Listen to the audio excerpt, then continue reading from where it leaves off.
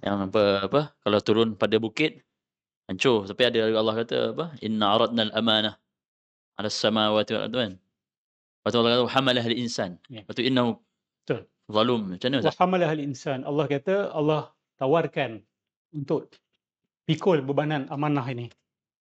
Amanah jadi khalifah. Betul tak? Inni ja'ilun fil ardi khalifah. Betul tak? Guning tolak, yang lain tolak. Tapi manusia pikul.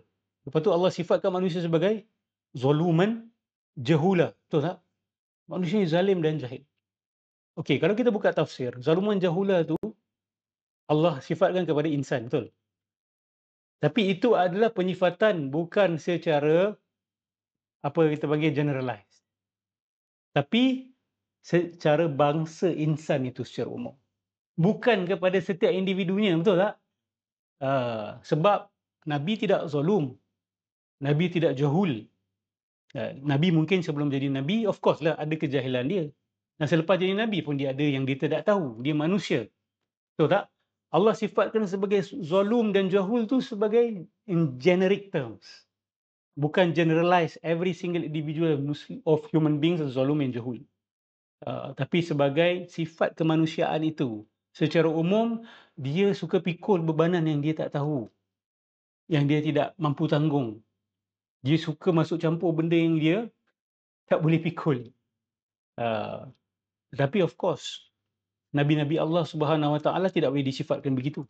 Betul tak? Dan Rasulullah Sallallahu Alaihi Wasallam juga tidak boleh disifatkan begitu. Nabi memikul tanggungjawab itu dan Nabi berjaya memikul tanggungjawab tersebut. Maka huwa laisa zaluman wa laisa jahulan. Tetapi in general manusia zaluman and jahul.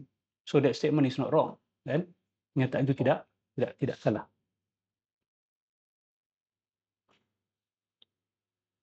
Perbahasan amanah tu lagi satu perbahasan besar lah. Apa amanah yang Allah Subhanahu Wa Taala bagi kepada manusia untuk tanggung itu. Allah bagi gunung tak nak, yang lain semua tak nak. Kepada langit tak nak, bumi tak nak. Tetapi manusia pikul. Apa amanah tersebut? Saya dah sebut tadi, amanah sebagai khalifatullah fil ard. Khalifatullah fil ard ni dia ada khalifah zahir, ada khalifah batin. Betul tak? Khalifah zahirah wa khalifah batinah. Khalifah zahirah ni adalah menjaga kesejahteraan alam ni secara zahir lah. Melindungi alam ni daripada climate crisis, kan, daripada wars, daripada pertumpahan darah, daripada pencurian sumber alam, daripada membazir, menguruskan masyarakat manusia dengan adil. Tetapi khalifah batinah itu yang lebih utama. Khalifah batinah itu adalah penekanan kepada ma'rifatullah. Yang betul-betul boleh ada ma'rifatullah dan boleh ada kejahilan kepada Allah dengan kejahilan yang luar biasa adalah manusia dan jin. Betul tak? Adalah manusia dan jin. Tapi ayat tu hanya sebut wa hamalahal insan. Itu menunjukkan bahawa khalifah yang Allah pilih adalah manusia. Jin ini dia hanya mukallaf. Tapi dia bukan khalifah. Khalifah hanyalah manusia. Jadi khalifah batinah itu adalah ma'rifatullah. Jin boleh ma'rifatullah? Of course boleh. Orang paling bodoh pun boleh ada ma'rifatullah, tetapi pada kadarnya yang tertentu. Betul? Tetapi pada darajat yang tertentu, itu yang dipanggil sebagai khilafah. Khilafah mengenali Allah Subhanahu Wa Taala dan mendidik dan menyebarkan tauhid dan makrifah kepada manusia.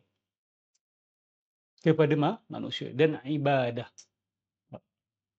Itu amanah untuk menyembah Allah Subhanahu Wa Taala yang Allah Subhanahu Wa Taala amanahkan dan manusia ikut. Ya betul apa yang Allah sebut. Banyak manusia gagal. Gagal. Jadi penyifatan zalum jahul itu adalah benar, kan?